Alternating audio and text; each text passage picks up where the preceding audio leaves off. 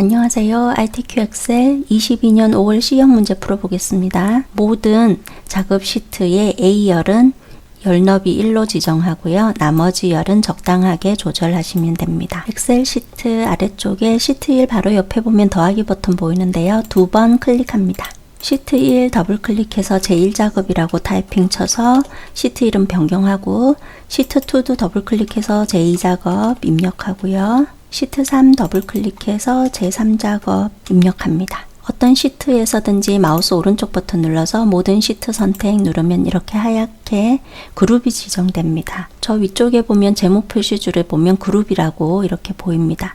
이렇게 그룹이 되었을 때는 3개의 시트에 어떤 작업을 하면 동일하게 적용되겠습니다. A라는 알파벳, B라는 알파벳 이런 것들을 열 머리글이라고 합니다. A열 머리글에서 마우스 오른쪽 버튼 누르고 열 너비 클릭합니다.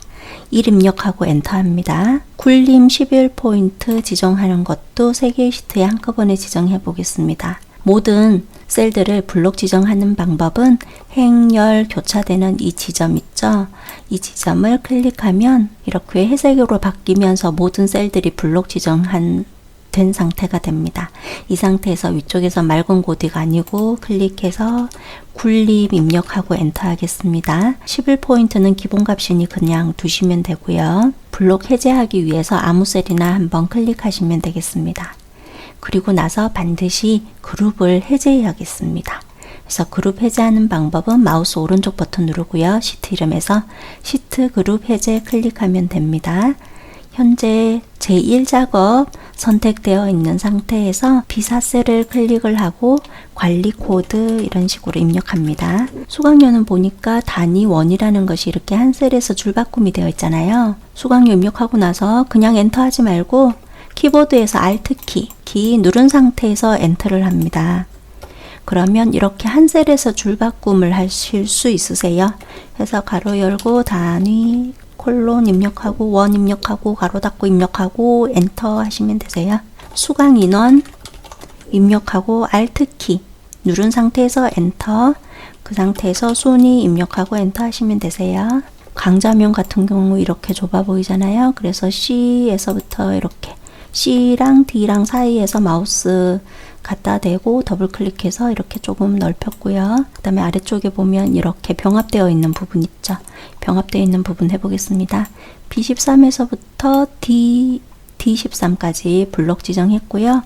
컨트롤 키 누른 상태에서 B14에서부터 D14까지, 그 다음에 여기 대각선 들어가는 부분도 블록 지정하고 또 이쪽 부분도 블록 지정하고, 홈 메뉴에 보면 병합하고 가운데 맞춤 눌러야겠죠. 병합하고 가운데 맞춤을 클릭합니다. 테두리 지정해 보겠습니다. B4에서부터 J14까지 내용 있는 부분 쭉 블록 지정하고, 홈 메뉴에서 테두리는 이 부분 클릭해서 모든 테두리 먼저 클릭하겠습니다. 테두리를 다시 한번 눌러서 굵은 바깥쪽 테두리 클릭합니다. 그 다음에 맨 위쪽에 사행에 있는 부분만 블록 지정, 컨트롤 키 누른 상태에서 B13에서부터 아래쪽 부분 2줄 블록 지정하겠습니다. 그런 다음에 굵은 바깥쪽 테두리 아까 선택되어 있어서 이 부분 클릭해도 되고요. 이렇게 클릭해 주시면 되겠습니다. 이렇게 한 군데, 그 다음에 또 아래쪽 한 군데 이렇게 블록을 지정을 해주시면 나중에 이곳에다가 함수 입력하고 뭔가 함수 이렇게 입력을 하고요. 그 함수를 아래쪽으로 이렇게 복사를 했을 때 굵은 선이 따라오지 않기 때문에 좀 더 나을 것 같습니다. 그리고 만약의 경우에라도 위쪽에 굵은 선을 따라올 수 있도록 그렇게 블록을 지정했다면 맨 아래쪽에서 서식 없이 채우기 한번 누르면 되니까 괜찮습니다. 자, 그리고 블록이 이렇게 되어 있었을 때 가운데 맞춤 한번 먼저 하겠습니다. 정렬은 숫자 및 회계 서식은 오른쪽 정렬하고 나머지 서식은 가운데 정렬하라고 되어 있잖아요. 그래서 먼저 가운데 정렬로 이렇게 눌러주고, 그 다음에 숫자 있는 부분, 수강 인원이랑 수강료 이 부분이겠는데요. 그리고 봐서 이렇게 합계나 평균, 수강료 이런 것들은 아무래도 숫자겠죠. 해서 이 부분도 블록 지정해서 오른쪽 정렬 해 주셔도 되고요. 이렇게 오른쪽 정렬. 행 높이 맞춰 보겠습니다. 1, 2, 3이라는 행 보면 좀 높잖아요. 그래서 1, 2, 3 블록 지정. 1, 2, 3은 이렇게 숫자 부분, 행번호라고 합니다. 이 숫자를 1, 2, 3 행을 숫자 부분에 이렇게 블록을 지정하고 3이랑 4 또는 2랑 3 여기 행과 행 사이의 마우스 위치에서 아래쪽으로 조금만 내려주세요. 5에서부터 12행도 조금 더 이렇게 여유롭게 떨어져 있잖아요. 그래서 이렇게 블록 지정해서 아래쪽으로 조금 낮추겠습니다. 13, 14도 같이 했으면 더 좋고요. 대각선 넣어볼게요. 이 부분에 마우스 클릭하고 마우스 오른쪽 버튼 눌러서 셀 서식 클릭하고 그 다음에 테두리를 클릭하고 아래쪽에 대각선을 눌러주면 됩니다. 이렇게 두 개. 확인 버튼 누르겠습니다. 먼저 저장하고 진행해 보겠습니다. 저장하실 때에는 왼쪽 메뉴에 보면 이렇게 저장 아이콘 보이고요. 단축키는 컨트롤 S 누르셔도 됩니다. 그러면 여기 파일 있는 쪽으로 왔는데요. 만약 이렇게 누르지 않고 파일 메뉴 누르고 저장 이렇게 눌러도 됩니다. 그래서 이 부분에서 찾아보기 클릭합니다. 저장할 때 위치는 반드시 문서 폴더 안에 ITQ 폴더 안에 저장해야 하고요. ITQ 폴더를 더블 클릭해서 이렇게 맨 위쪽에 ITQ라는 글씨가 보여야 합니다. 이 상태에서 파일 이름은 수험번호 빼기 이름으로 하시면 되는데 저 같은 경우 5월달 C형이라서 수험번호를 임시로 OC라고 하겠습니다. 빼기 표시하고 본인 이름 정확하게 입력하고요. 저장 버튼 누릅니다. 제목 도형 작성해 보겠습니다. 삽입 메뉴 누르고 일러스트레이션 그룹에 보면 도형이라고 있고요. 여기 일러스트레이션 그룹 안에 보면 도형이 있습니다. 평행사변형이니까 기본 도형에서 첫째 줄에 가운데쯤에 마우스 올려보면 평행사변형 클릭하고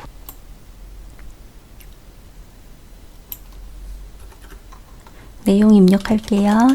내용 입력하고 맨 마지막에 이렇게 커서가 보일 때 ESC 키 한번 누르시면 테두리가 선택이 됩니다. 도형의 테두리. 그림자 오프셋 오른쪽 지정하기 위해서 서식 메뉴고요. 현재 도형 효과에서 그림자에서 바깥쪽에서 둘째 줄에 첫 번째 마우스 올려보시면 오프셋 오른쪽이니 클릭하시면 되겠습니다. 굴림 24포인트 그 다음 검정 굵게 채우기 노랑 해보겠습니다. 홈 메뉴 누르시고 맑은 고딕 아니라 굴림 엔터 크기는 이 부분에서 24포인트 지정해주고 검정은 이렇게 생긴 아이콘 이게 글꼴색 변경하는 부분이잖아요. 여기서 테마색 중에서 둘째 줄에 첫 번째 검정 텍스트 1 선택하시면 됩니다. 굵게 적용하기 위해서 맨 앞쪽에 있는 가를 클릭합니다. 그 다음 페인트 톤 모양 바로 옆에 화살표 버튼을 눌러서 표준색 중에서 네 번째 있는 노랑을 선택합니다. 지시사항엔 없지만 글씨가 맨 가운데 배치가 되어 있잖아요. 현재 홈 메뉴이고요. 여기 본 맞춤 그룹에서 가운데 눌러서 정가운데로 갈 수 있도록 배치합니다. 결제란 만들 때는 열에 대한 너비, 행에 대한 높이가 수정이 됩니다. 그래서 현재 이렇게 표 만든 거 있잖아요. 이거랑 상관없는 셀을 선택해서 만들면 더 좋습니다. 예를 들면 L16셀 정도를 선택해 보겠습니다. 꼭 이곳에 만들지 않아도 됩니다. 제2작업에다가 만들고 삭제, 어차피 삭제할 거니까 삭제하면 되고요. 마음대로 하시면 돼요. 결제 입력하고 옆으로 담당, 과장 모두 입력했으면 총 8개의 셀을 블록을 지정해 주세요. 모든 테두리 선택하고 가운데 정렬 미리 눌러 놓을게요. 결제라는 부분은 보니까 여기 열 너비가 좁아야 하잖아요. 이런 식으로 해서 L과 M 사이에 마우스를 위치해서 약간 좁혀주고 그 다음에 아래쪽에 행 높이도 조금 더 넓어져야 하잖아요. 그래서 17, 18 사이에 마우스 위치해서 아래쪽으로 내려줍니다. 결제라는 이 두 개의 셀은 병합을 해야겠습니다. 홈 메뉴에서 병합하고 가운데 맞춤을 클릭합니다. 글자가 아래쪽으로 세로 방향으로 써져 있잖아요. 그래서 홈 메뉴에서 가나라고 되어 있는 이 부분이 세로 쓰기 하실 수 있으세요. 클릭하시면 되고요. 복사해야 될 부분 블록 지정하겠습니다. 이만큼 블록 지정했을 때 맨 앞쪽에 있는 셀은 이런 식으로 하얗게 보이니까 참고하시고요. 이렇게 다 블록을 지정을 했으면 복사하실 때는 현재 홈 메뉴고 아래쪽에 보면 이렇게 목록 버튼 눌러서 두 번째 있는 그림으로 복사를 클릭합니다. 그 다음에 대화 상자가 나타나잖아요. 이 상태에서 확인 버튼 누르고 H1셀에서부터 보이잖아요. 그래서 H1셀을 선택하고 붙여넣기 컨트롤 V 누릅니다. 붙여넣기는 그냥 마우스 오른쪽 버튼 눌러서 이렇게 클릭해도 되고요. 또는 지금처럼 컨트롤 V 해도 되고요. 모습이 여기 있는 거랑 좀 다르게 보일 거예요. 크기는 알아서 이렇게 좀씩 수정을 하시면 됩니다. 잘 붙여넣어진 거 아시고 그 다음에 아래쪽에 있는 원본은 삭제하겠습니다. L에서부터 5열까지 블록을 지정하고 마우스 오른쪽 버튼 눌러서 삭제합니다. 17행은 넓어져 있어도 뭐 큰 상관은 없겠지만 그래도 시험이니까 원래대로 하기 위해서 17, 18 사이의 마우스 위치에서 더블 클릭하시면 원래 크기대로 행 높이가 조절되겠습니다. 제1작업 같은 경우는 여기 뒤쪽에 보면 눈금선이 보이지 않잖아요. 이런 곳에 저는 여기 이렇게 다 잘 보이고 있고 그래서 눈금선을 없애겠습니다.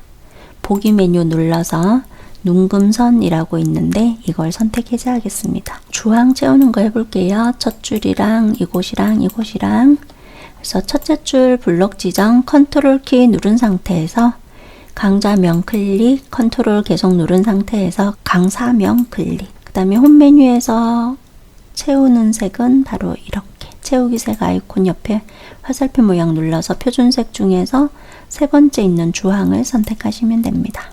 그 다음 유효성 검사 해볼게요. H14셀에 강좌명 C5에서부터 C12셀 이 부분에 대해서 나타내라고 되어 있습니다. 유효성 검사 적용해야 될 셀 H14셀을 선택하고요. 데이터 메뉴 눌러보시면 데이터 유효성 검사라고 보입니다. 위쪽에 있는 아이콘을 클릭합니다. 현재 제한 대상이 이렇게 모든 값이어서 H14셀은 그 어떤 값을 입력하든 다 입력이 잘 됩니다. 그런데 제한을 하는 거예요. 아까 그 부분, 이 부분. 그래서 이 부분만 목록으로 나타날 수 있도록 만들 거라서 모든 값을 목록으로 먼저 바꿔주고요. 원본에다가 마우스를 클릭하고 캘리그라피에서부터 성인 팝아트까지 이렇게 C5에서부터 C12셀까지 블록을 지정하시면 됩니다. 확인 버튼 누르고요. 그러면 H16셀에 이렇게 목록 버튼이 나타납니다. 클릭해서 맨 위쪽에 거 한번 클릭해 주면 되겠습니다. 유효성 검사는 목록으로 나타냈을 때는 목록 버튼 눌러서 내가 원하는 대로 이렇게 찍어서 넣기 편하고 또 그 다음에 여기다가 아무렇게나 막 이렇게 입력하잖아요. 그러면 입력할 수 없도록 유효한 데이터, 내가 지금 목록으로 지정한 그 데이터만 유효하게 입력 가능하도록 입력을 제한하는 기능입니다. 셀 서식 문제 해보겠습니다. F5에서부터 F12셀까지 F5에서부터 F12셀까지 블록을 지정하고 문제에서 숫자 뒤에 명 붙이라고 되어 있고 얘는 38명 이렇게 되어 있어요. 1의 자리, 15의 자리 이렇게 두 자리밖에 나와 있지 않네요. 이렇게 표시 형식 지정할 때는 아래쪽에 차트를 보는 게 더 좋습니다. 지금 현재 수강 인원에 대한 얘기잖아요. 수강 인원은 꺾은 선이니까 보조축을 따를 것이고 보조축에 보니 0명 이런 식으로 0은 0으로 보이게 하고 어차피 10의 단위까지 밖에 없어서 천 단위 구분교가 있는지 없는지는 확실하게 알 수 없네요. 그래도 기본적으로 천 단위 구분교 샵 콤마 샵 0명으로 하시면 뭐 가장 안전하겠습니다. 그래서 F5에서부터 F12셀까지 블록 지정했고요. 마우스 오른쪽 버튼 눌러서 셀 서식 클릭해도 되고 아니면 위쪽에서 여기 표시 형식 바로 옆에 있는 화살표 모양 클릭해도 되고요. 셀 서식 대화 상자가 이렇게 나타나잖아요. 그러면 맨 아래쪽에서 사용자 지정을 한번 클릭해 주세요. 그 다음에 샵 콤마 샵 0을 선택하고 맨 위쪽에다가 명이라고 입력하시면 됩니다. 명 앞뒤로는 큰 따옴표 넣는 게 기본인데 지금 현재 이렇게 생략해도 별 상관없습니다. 그리고 위쪽에 보기 보면 이렇게 미리 보기니까 참고하시면 되겠습니다. 아래쪽에 확인 버튼 누를게요. 문제에서는 나와 있지 않지만 위쪽에 보면 수강료 이 부분 있죠. 여기 천단위 구분교 쉼표가 되어 있고 우리는 그냥 입력한 그대로고 이 수강료 같은 이런 단위도 차트를 보면 수강료잖아요. 여기 수강료가 막대 그래프죠. 이렇게 막대 그래프. 이 막대 그래프는 기본축을 따릅니다. 기본축에서 보니까 여기 0이 있어야 될 그 자리에 빼기 표시가 되어 있죠. 0이 빼기로 표시되는 표시 형식은 회계 형식으로 지정하시면 되세요. 해서 H5에서부터 H12셀까지 블록을 지정을 하고 위쪽에 표시 형식에서는 쉼표 스타일을 적용해 주면 위쪽에 회계로 이렇게 바뀝니다. 근데 만약에 회계로 지정해 주시면 됩니다 라고 했을 때 여기서 회계를 누르면 안 되겠죠. 왜냐하면 여기는 원표시가 들어가는 회계 형식이기 때문에. 그래서 회계 형식인데 원표시 통화 기호가 들어가지 않도록 쉼표 스타일만 적용해 주려면 여기 쉼표 스타일 누르시면 됩니다. 그러면 0이 빼기 표시로 보이고요. 뭐 예를 들면 이 부분에다가 0이라고 입력을 하면 이런 식으로 빼기 표시로 보인다고요. 이름 정의해 보겠습니다. H5에서부터 H12셀까지 이렇게 블록 지정했고요. 이 부분이 바로 이름 상자니까 클릭해서 이름은 수강료라고 하라고 되어 있어요. 그래서 수강료 입력하고 엔터를 해주세요. 입력하고 엔터 하셔야지 적용됩니다.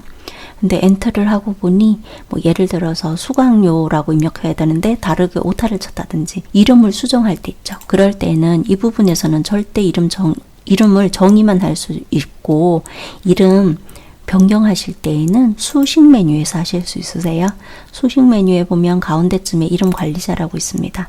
그래서 만약에 이름을 삭제하고 싶으면 수강료라는 이름 선택하고 삭제 누르면 되고 아니면 뭐 오타라든지 수정하고 싶다 그러면 더블 클릭해서 다르게 입력할 수 있고 참조 대상에 마우스 클릭해서 원하는 부분을 다시 드래그 하실 수 있습니다. 저는 수정할 게 없으니까 취소하고 닫기 하겠습니다. 그 다음에 함수 풀이 할 차례가 되었잖아요. 시험장에 가서 함수에 대해서 막힘없이 줄줄 푼다면은 괜찮겠지만 혹시라도 잘 아는 함수라도 답이 제대로 안 나오면 그래서 함수는 맨 마지막에 차트까지 다 끝난 다음에 풀도록 하겠습니다. 조건부 서식은 뭐 사실 그렇게 어렵게 나오진 않아요. 그래서 조건부 서식은 먼저 한번 해보겠습니다. 조건부 서식에서 보면은 이렇게 수식을 이용하여 그 다음에 수강료 단위가 10만 이상인 행 전체에 다음에 서식을 적용하시오. 굵게 파랑으로 되어 있어요. 서식이 적용될 곳을 생각해 보는 거예요. 행 전체에 다음 서식이 적용이 되라고 하잖아요. 행 전체. 행 전체는 이렇게 레코드 부분을 뜻하는 거예요. 이 레코드 부분에서 수강료 부분 보면은 여기가 10만 이상이고 이곳이 10만 이상이죠. 우린 지금 눈으로 보니까 이렇게 10만 이상인 거 알지만 컴퓨터는 10만 이상인지 비교를 해야 하잖아요. 그래서 서식이 적용될 가능성이 있는 곳 이 부분에도 적용될 수 있고 여기도 적용될 수 있고 이렇게 행 전체다. 그래서 서식이 적용될 가능성이 있는 부분 레코드 부분만 블록을 지정합니다. B5에서부터 블록 지정하시면 되세요. 필드 이름은 절대 블록 지정하지 않고요. 자, 이렇게 블록 지정하고 수식을 이용하여 라고 되어 있기 때문에 홈 메뉴에서 가운데쯤에 조건부 서식 누르고 아래쪽에서 세 번째 세규칙 누릅니다. 그리고 맨 마지막에 있는 수식을 사용하여 서식을 지정할 셀 결정 누르고요. 아래쪽에 입력란에 마우스를 클릭해서 커서가 깜빡이게 해줍니다. 그리고 나서 수강료가 10만 이상이다 라는 논리식을 주어야 하잖아요. 저 수강료 중에서 맨 위쪽에 있는 데이터 H5셀 클릭합니다. 그러면 이렇게 절대참조로 잡힐 거예요. 그러면 절대참조는 셀이 H5셀에 고정이 되어 있고 아래쪽으로 이렇게 계속 상대적으로 내려가지 않잖아요. 그러면 절대참조가 되어 있으니까 H5셀만 10만 이상인지 비교할 수 있지 H6셀이 10만 이상인지는 알아볼 수가 없죠. 그래서 5행은 6행으로 6행은 7행으로 5라는 게 행번호라는 거 아시죠? 그래서 5행은 6행, 7행, 8행 이런 식으로 계속 변해야 해요. 변해야 하기 때문에 5 앞에는 달러가 있으면 안 됩니다. 그리고 H열에 대해서만 비교하면 됩니다. H열이라는 것이 상대 참조가 돼서 그 다음에 I열로 넘어가서 I열에 있는 데이터까지 확인할 필요는 없으니까요. 그래서 H열은 고정이 돼야 돼서 절대 참조 달러가 붙어야 하고요. 5행 앞에는 달러가 있으면 안 되기 때문에 키보드에서 F4키를 2번 눌러주시면 됩니다. 그리고 나서 크거나 같다 이상이죠. 100000 입력하시면 됩니다. 여기서 10만 이상이라고 되어 있기 때문에 크거나 같다 10만 이상. 그리고 이렇게 만든 이 논리식이 true, 참인 경우 어떤 서식을 적용할까 정해주어야죠. 그래서 아래쪽에 있는 서식 버튼을 클릭합니다. 굵게 파랑 적용합니다. 표준색 중에서 오른쪽에서 세 번째가 파랑이니까 클릭하면 돼요. 굵게의 파랑. 그 다음에 확인 버튼 누르고 또 확인 버튼 누르겠습니다. 자, 이렇게 확인 누르고 뭐 이렇게 샵이 보이는 곳이 있다. 그럼 열 너비를 조금 더 넓혀주면 되죠. G랑 H 사이에 마우스 더블 클릭해서 좀 더 넓혀주고요. 그러면 실제 시험에서는 이렇게 딱 봐가지고 여기 10만 이상인 아이들에 대해서만 이렇게 전부 다 굵은 파랑이 적용됐는지 잘 보시고요. 혹시라도 뭔가 좀 잘못된 것 같다 하시면 다시 한번 레코드 부분만 블록을 지정하고 조건부 서식 삭제하실 때는 규칙 지우기에서 규칙 지우기를 하시면 되세요. 둘 중 아무거나. 그 다음에 아래쪽에 보면은 규칙 관리라고 있어서 규칙을 수정하실 때는 이렇게 규칙 관리 누르고 지금 만들어 놓은 이 규칙 있죠. 이걸 더블 클릭하시면 아까랑 똑같은 대화 상자가 뜨잖아요. 그래서 이 부분에서 뭐 10만이 아니라 100만을 입력했다. 그러면 여기서 뭐 잘못된 거 입력을 수정을 해주면 되고 서식 눌러서 또 잘못된 거 있으면 수정하시면 됩니다. 함수는 차트 작업 끝난 다음에 풀기로 하고 2작업하러 가보겠습니다. 2작업은 제1작업 시트의 B4에서 H12 영역을 복사하여 제2작업 시트의 B 두 번째 셀에 모두 붙여넣기 한 후 작업하라고 되어 있네요. 그러면 제1작업에서 B4에서부터 H12 셀까지 이만큼만 블록 지정하고요. 복사하겠습니다. 컨트롤 C. 그런 다음에 아래쪽에 시트 이름 제2작업이라는 시트 이름을 클릭하고 B 두 번째 셀을 마우스로 클릭하고 그 다음에 컨트롤 V 눌러서 붙여넣기 하시면 되세요. 또는 마우스 오른쪽 버튼 눌렀을 때는 붙여넣기 옵션 중에서 맨 처음에 있는 걸 클릭하시면 됩니다. 열 너비가 맞지 않죠? B열에서부터 H열까지 열 머리끝 알파벳을 쭈루룩 블록을 지정하고 열과 열 사이에 이렇게 마우스 위치해서 더블 클릭해서 적당하게 넓혀주겠습니다. 목표값 잡기 해보겠습니다. 문제에서 제시된 것처럼 B11에서부터 G11 셀을 병합하고 이렇게 입력하고 H11 셀에는 송파 지점의 수강 인원 평균 구하는데 D-average 함수를 이용하고요. 테두리 지정하고 가운데 맞춤 지정하는 것. B11에서부터 G11까지 블록 지정합니다. 병합하고 가운데 맞춤하기 위해서 홈 메뉴에서 병합하고 가운데 맞춤 클릭. 그 다음 내용 입력하겠습니다. 테두리 지정하기 위해서 B11에서부터 H11까지 블록 지정. 홈 메뉴에서 모든 테두리 클릭합니다. H11셀은 마우스로 클릭해서 홈 메뉴에서 가운데 맞춤 눌러주겠습니다. 제시된 함수는 D-average 함수입니다. 데이터베이스 함수인 거죠. 등호 표시하고 D-average 입력하겠습니다. DA 정도 입력하면 D-average 함수 보이니까 더블 클릭하고요. 가로가 열린 상태고 위쪽에서 FX 버튼 누르겠습니다. 데이터베이스라는 게 어떤 것인지 잠깐 보고 가는 게 좋을 것 같아서요. 데이터베이스는 먼저 맨 위쪽에 있는 첫 번째 행 있죠. 첫 번째 행을 필드 이름이라고 합니다. 그리고 이렇게 세로 방향인 것, 이렇게 세로 방향을 필드라고 합니다. 열 컬럼이라고도 하고요. 이 필드에 대한 이름이니까 필드 이름이라고 하는 거죠. 그 다음에 가로로 되어 있는 실제적인 데이터를 레코드라고 합니다. 데이터베이스는 필드 이름이랑 열이랑 그 다음에 가로 방향에 있는 레코드까지 이 세 가지를 합쳐서 데이터베이스라고 합니다. 그리고 조건식을 작성할 때 데이터베이스 함수 같은 경우에는 항상 맨 첫 번째 필드 이름이 존재를 해야 하고요. 그 다음에는 조건식을 작성하시는 겁니다. RTQ 시험에서는 여기 맨 첫 번째 행에 반드시 필드 이름을 넣는 걸로 알고 계시면 되세요. 가끔은 필드 이름을 넣지 않는 경우도 있지만 RTQ 시험에서는 그런 식의 문제는 거의 나오지 않기 때문에요. 함수인수 대화 상자에서 맨 처음에 데이터베이스 구간을 입력을 해줘야 하잖아요.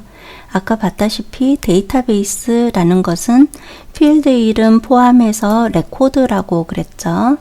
그리고 이렇게 아래쪽에 요약되어 있고 병합되어 있는 이런 셀들은 절대 블록 지정하시면 안 됩니다.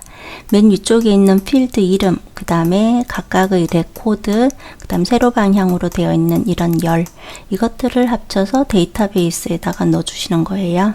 그래서 필드 이름 포함해서 레코드만 블록 지정한다 라는 것을 아셔야겠습니다. 자, 그 다음에 두 번째 있는 필드라고 되어 있는 부분 있죠? 필드라는 거는 여기 함수 이름이 daverage 함수잖아요.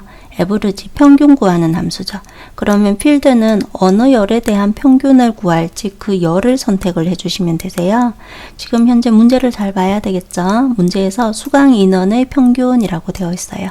수강 인원은 바로 F 열인데 F2셀, 이 필드 이름, 이걸 그대로 참조를 해주시면 편리하세요. 그리고 여기다가 필드 이름을 F2셀을 이렇게 참조를 해주어도 되고 B2에서부터 이렇게 블록을 지정했잖아요. 여기에서부터 여기가 첫 번째, 두 번째, 세 번째, 네 번째, 다섯 번째 열이다 하고 여기다가 5라고 입력을 해도 됩니다. 근데 마우스로 클릭하는 게 편리하죠. 자, 크라이테리어라는 것이 바로 조건이에요. 이 부분에 대해서 전부 다 평균을 다 구하는 거 아니라 문제에서는 송파 지점의 라고 되어 있어요. 그래서 송파에 해당하는 이렇게 세 가지인가 봐요. 네, 이 세 가지에 대해서만 평균을 구하라는 거죠. 평균을 다 구하는 게 아니라 어떤 조건이냐 하면 지점이 송파라는 것. 그래서 그 조건식 작성할 때도 반드시 필드 이름을 포함해서 지점이 송파다 이런 식으로 블록을 지정하면 됩니다. 전부 필드 이름이 다 들어가고 있죠. 확인 버튼 누를게요. 그럼 38이 나타났어요. 더블 클릭해 보면 이런 식으로 함수는 입력했고요. 문제에서 송파 지점의 수강 인원 평균이 40이 되려면 여기 지금 38인데 얘가 40이 되려면 캘리그라피의 수강 인원 캘리그라피 여기 있잖아요. 그거에 대한 수강 인원 이 부분이네요. F3셀 여기 현재 값은 38인데 이게 얼마로 변경되면 목표값 40이 될 수 있을까? 목표값을 구하라는 겁니다. 목표값 구하실 때는 H11셀 수식이잖아요. 이게 수식 이렇게 더블 클릭해 보면 수식으로 그래서 수식이 입력되어 있는 셀을 먼저 선택합니다. 그리고 데이터 메뉴에서 오른쪽으로 보면 가상 분석이라고 있어요.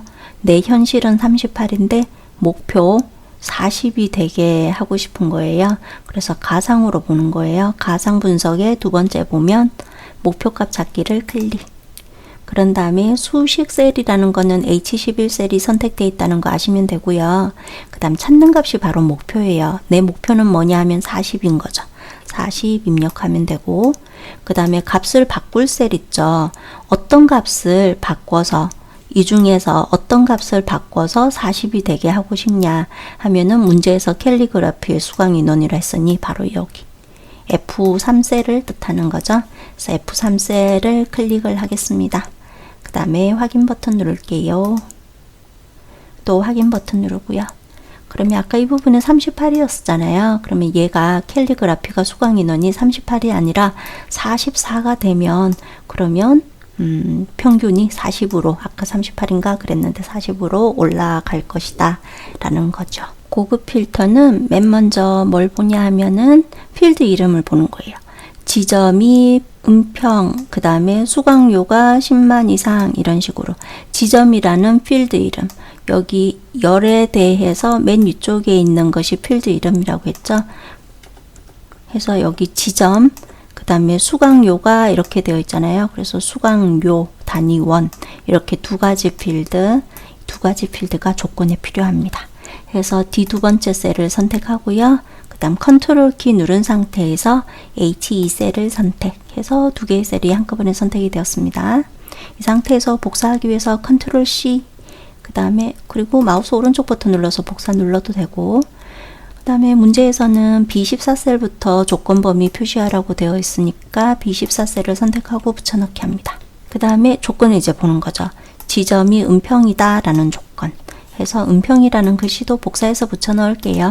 해서 D5 셀을 선택하고 컨트롤 C, 그 다음에 B15 셀에다가 붙여 넣기 하겠습니다. 그러면 지점이 은평이다 라는 조건식이 하나 완성되었어요. 그 다음에 수강료가 10만 이상이다 라는 조건식을 써 주어야 하잖아요. 10만 이상이라는 거는 이렇게 비교연산자 잘 보시고 크거나 같다 10만 이상이라고 쓰면 되는데요. 그걸 어디에다가 쓸까? 여기다가 쓸까? 여기다가 쓸까? 가운데 있는 연산자를 잘 봐야 합니다. 이거나잖아요. 그러면 지점이 은평이어도 데이터 추출하고 그 다음에 수강료가 10만 이상이어도 데이터가 추출이 됩니다. 둘 중 하나만 true이면은 레코드가 데이터가 추출된다는 거잖아요. 이거나니까 이거나 저거이거나니까 이럴 때에는 OR 조건일 때는 이렇게 조건식을 다른 줄에 입력합니다. 그래서 C16셀을 마우스로 클릭할게요. 이 부분에다가 크거나 같다 1000000 입력하시면 됩니다. OR 조건이라서 여기 이거나라서 이렇게 줄을 바꾼 겁니다. 그럼 이제 고급 필터를 진짜 진행해 보겠습니다. 고급 필터 할 때도 반드시 필드 이름에서부터 레코드까지만 데이터베이스 구간만큼만 블록을 지정합니다. 그리고 나서 메뉴는 데이터 메뉴에 보면 가운데쯤에 고급이라고 있어서 클릭하겠습니다. 문제에서 복사 위치를 B18번째 셀이라고 했잖아요. 여기서부터 이렇게 쭉 데이터가 표시가 되게 하라는 거예요. 근데 지금 현재 위치에 필터라고 되어 있으면 이 부분에 현재 위치에 데이터가 추출이 됩니다. 그렇게 되면 안 되겠죠. 그래서 다른 장소에 복사를 먼저 클릭을 해주세요. 그런 다음에 조건 범위에 마우스를 클릭을 하고 조건은 이렇게 6칸을 블록을 지정을 해야겠죠. 이만큼. 복사 위치라는 곳에 마우스 클릭하고 문제에서 B18번째 셀이라고 여기 적혀 있죠. 그래서 B18번째 셀을 마우스로 클릭합니다. 확인 버튼 누릅니다. 데이터가 잘 추출되었는지 보는 거예요. 은평이거나니까 은평이면 무조건 추출이 되는 거잖아요. 은평이 여기 하나, 둘, 두 개. 그 다음에 수강료가 10만 이상이다 라고 되어 있죠. 수강료가 10만 이상인 거. 이쪽에 봐가지고 얘랑 이렇게 두 개인데 하나는 은평하고 겹치네요. 하나는 구로 이거고. 그래서 총 3개 은평하고 이렇게. 이거랑 이렇게 3개가 추출이 되면 됩니다. 혹시라도 이 상태에서 이제 결과를 추출했는데 뭔가 잘못됐다. 그러면 다시 하실 때에는 B18에서부터 이렇게 결과 부분, 이 부분 행번호를 쭈루룩 블록 지정해서 마우스 오른쪽 버튼 눌러서 삭제. 그 다음에 여기 조건식 잘 입력했는지 잘 보고 잘 안 돼 있으면 새로 하시면 되세요. 중간중간 저장하면서 하고요. 단축키는 컨트롤 S 눌러도 되고요. 제3작업 해보겠습니다. 부분합, 정렬과 부분합 문제인데 제1작업에서 이렇게 복사해서 B2번째 셀을 붙여 넣으라고 되어 있네요. B4에서부터 H12셀까지 블록 지정하겠습니다. 이만큼 블록 지정했습니다. 그 다음 복사하기 위해서 컨트롤 C, 제3작업 선택하고 B2번째 셀, 문제에서 B2번째 셀이라고 되어 있잖아요. 그래서 B2번째 셀 선택하고 붙여넣기. 그 다음에 열너비 좀 맞춰볼게요. B10에서부터 H까지 쭉 드래그를 해주시고 열과 열 사이에서 더블 클릭해서 이렇게 넓혀줍니다. 조건 처음부터 차례대로 하시면 되세요. 출력 형태처럼 정렬하고 라고 되어 있죠. 정렬하는 거는 이렇게 그룹으로 되어 있는 부분이 어떻게 되어 있는지 보시면 돼요. 글씨가 제일 많은 부분, 지점 있죠? 이 부분을 정렬하면 되는데 은평, 이응이 먼저 나왔네요. 그 다음에 시옷 나오고 구로 기역 나오고 그러면 히읗에서부터 기역으로 내려가는 값이 내려가는 내림차순인 거예요. 지점에 대한 거니까 지점 D열에 마우스를 위치를 하고요. 블록 지정은 절대 하면 안 되고 아무 셀이나 이렇게 클릭을 하시면 되세요.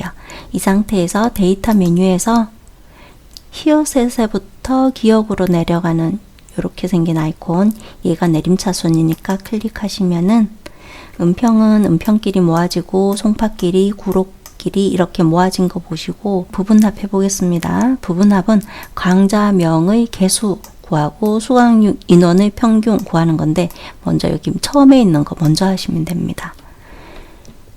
셀 포인트는 그냥 표 안에 아무데나 있으면 됩니다. 그리고 데이터 메뉴에서 맨 오른쪽에 보면 부분합이라고 보입니다. 클릭하겠습니다. 부분합 대화 상자가 나타났잖아요.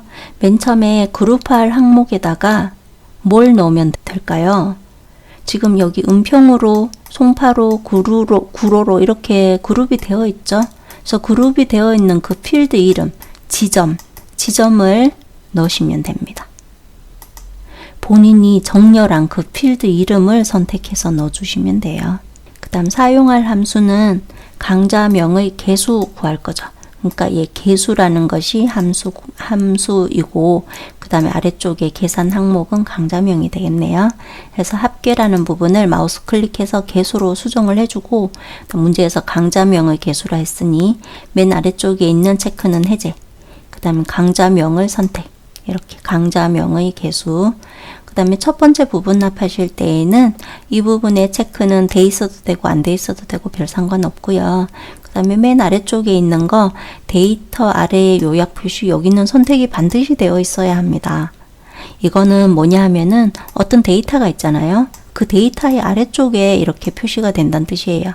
그 데이터의 아래쪽 부분에, 그 데이터의 이렇게 아래쪽 부분에.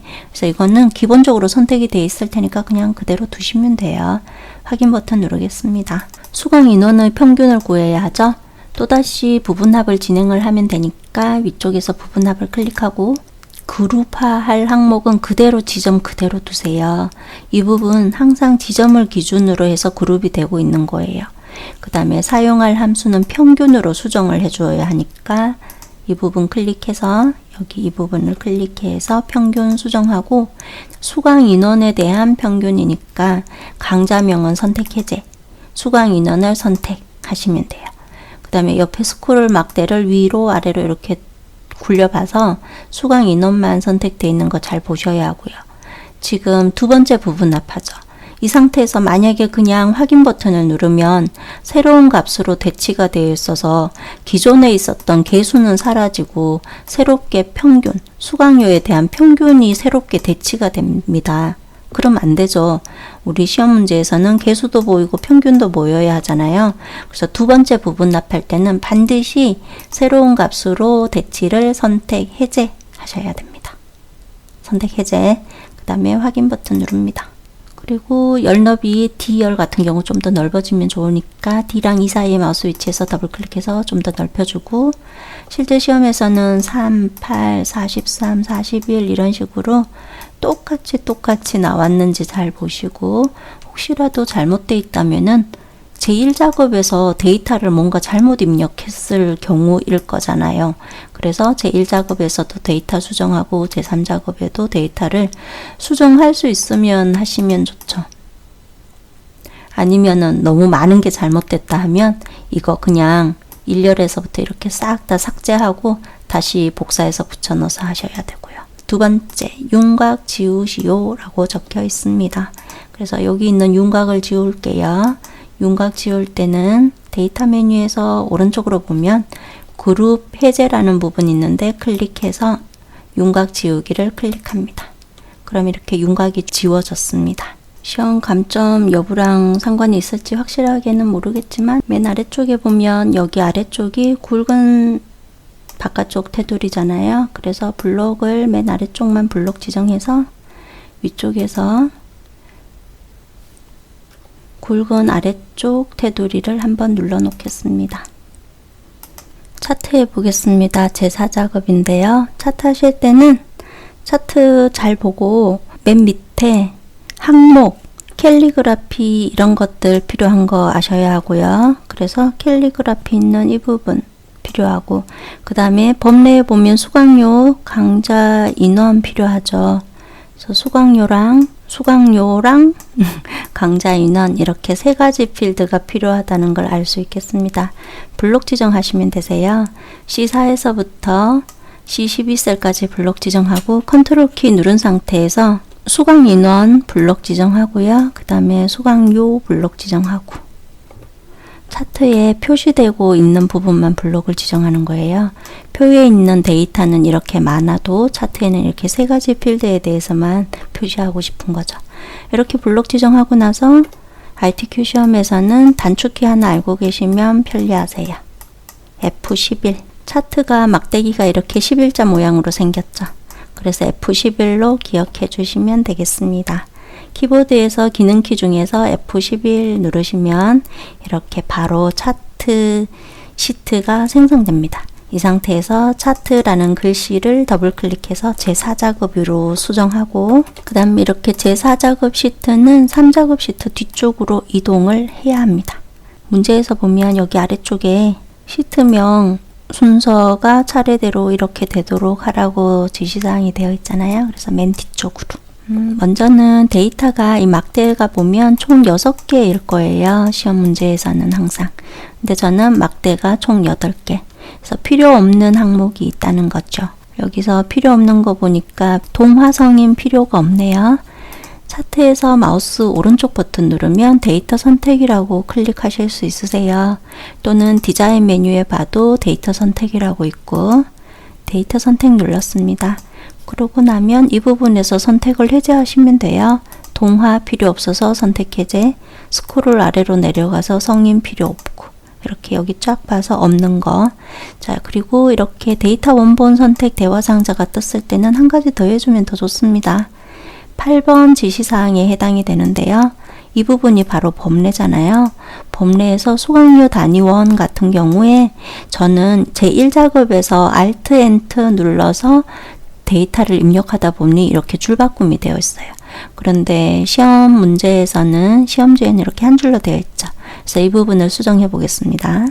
수정해야 될 수강료 단위원을 선택합니다. 그리고 바로 위에 보면 편집이라고 있어요. 클릭하고, 그러면 여기에 있는 필드 이름 H4셀을 참조해서 이 부분에 나타내놨다 하고 이렇게 표시를 하고 있잖아요. 근데 이제 참조를 하지 않을 거예요. 델리트 키 눌러서 지우고 수강료 단위원이라고 타이핑을 치면 됩니다. 가로도 잘 입력하고 뭐 싹 다 여기 있는 보이는 그대로 다 입력하시면 돼요. 확인 버튼 누릅니다. 또 확인 버튼 눌러서 레이아웃 3 스타일 1 지정하기 위해서 차트를 이렇게 선택하고 있으면 디자인 메뉴에서 보면 맨 왼쪽에 빠른 레이아웃이라고 있는데요. 이 부분을 클릭하면 세 번째 마우스를 올려보면 얘가 레이아웃 3이니까 클릭하시면 됩니다. 그리고 여기 차트 스타일 쭈르륵 보이잖아요. 맨 앞쪽에 마우스를 올려보세요. 차트 스타일 1이죠. 클릭하시면 돼요. 그럼 이렇게 수정이 잘 되었습니다. 영역 서식, 네, 먼저 차트에 대해서 해볼게요. 영역이라는 거는 마우스를 이렇게 올려보면 여기 안쪽에 마우스 올려보면 그림 영역이죠. 그 다음 바깥쪽에 마우스 올려보면 차트 영역이죠. 이 부분은 제목이죠. 여기는 계열이죠. 마우스 올려보면 다 알 수 있잖아요. 뭐가 뭔지. 여기는 범례, 이런 식으로. 그래서 차트 영역에 대해서 지정해야 되니까 차트 영역일 때 마우스를 클릭해 주세요. 이렇게 클릭을 하고 그 다음에 지시사항대로 굴림 뭐 이런 것들 지정해 볼게요. 홈 메뉴 클릭하고요. 차트 영역 클릭한 상태이고 홈 메뉴 클릭한 거고, 맑은 고딕이 아니라 굴림 입력하고 엔터. 엔터해서 이렇게 굴림 글꼴로 바뀌었는지 잘 보세요. 다르게 오타를 쳐서 잘 안 된 경우도 있더라고요.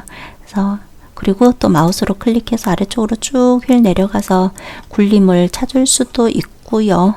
이렇게 계속 내려가다 보면 나온답니다. 자, 그 다음에 글자 크기는 20포인트가 아니라 11포인트 선택. 지금 여기 차트 영역에 대한 거니까.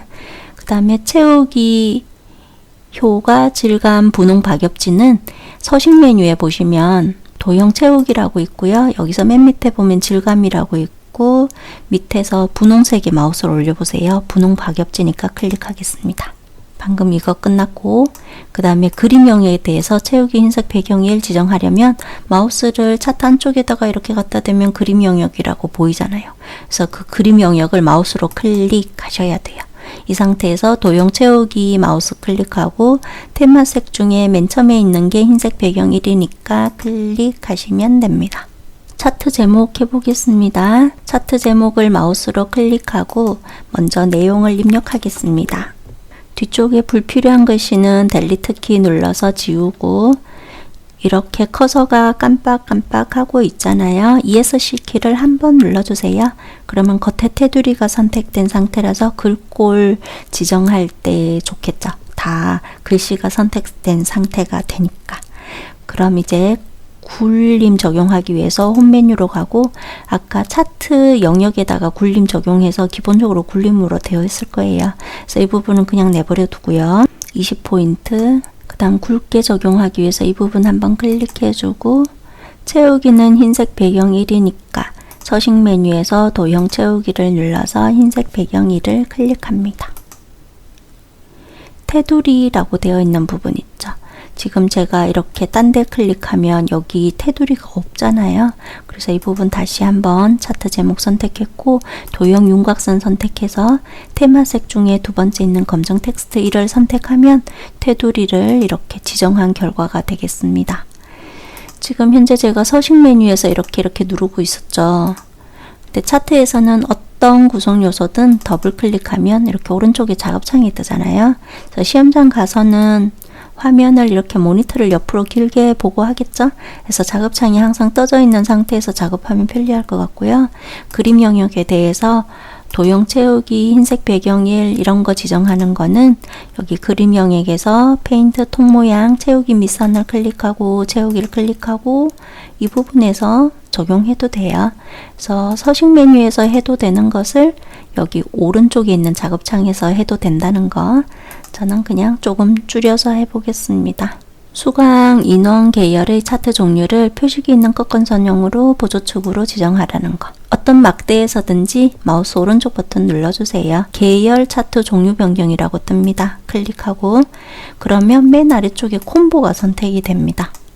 콤보가 선택이 되었을 때 우리가 진짜 바꿔야 되는 거는 수강 인원에 대해서 꺾은선형 바꿔야 하죠. 그래서 지금 여기 앞에 수강 인원인 거 잘 알고 이 부분 마우스로 클릭해서 꺾은선형 중에서 네 번째가 표식이 있는 꺾은선형이니까 클릭하겠습니다. 그리고 바로 옆에 보면 보조축이라고 있어요. 이 부분을 클릭해야 이런 식으로 보조축이 잘 나타납니다. 수강료라고 되어 있는 이 부분 있잖아요. 수강료는 그대로 막대 그래프잖아요. 그러니까 묶은 세로 막대형이라는 사실 잘 아시고 확인 버튼 누르면 됩니다. 뭘 수정하진 않았어요. 저는 혹시라도 다른 게 선택되어 있으면 묶은 세로 막대형으로 선택하셔야 된다는 겁니다. 계열, 출력 형태를 참조하여 표식, 세모, 크기, 10, 레이블 값 표시해 보겠습니다. 표식이라는 것은 저는 이렇게 동그랗게 표시된 거고, 출력 형태는 세모의 크기 10으로 지정된 거고, 저거 먼저 해볼게요.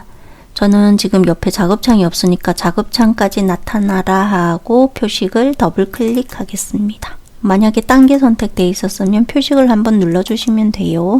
오른쪽 작업창에서 채우기 밑선 클릭하고, 표식 클릭하고, 표식 옵션 클릭하고, 기본 제공 클릭하고, 아래쪽에서 세모 모양 클릭하고, 크기는 1, 0 입력하고 엔터 하시면 되겠습니다. 레이블 값 표시해 보겠습니다.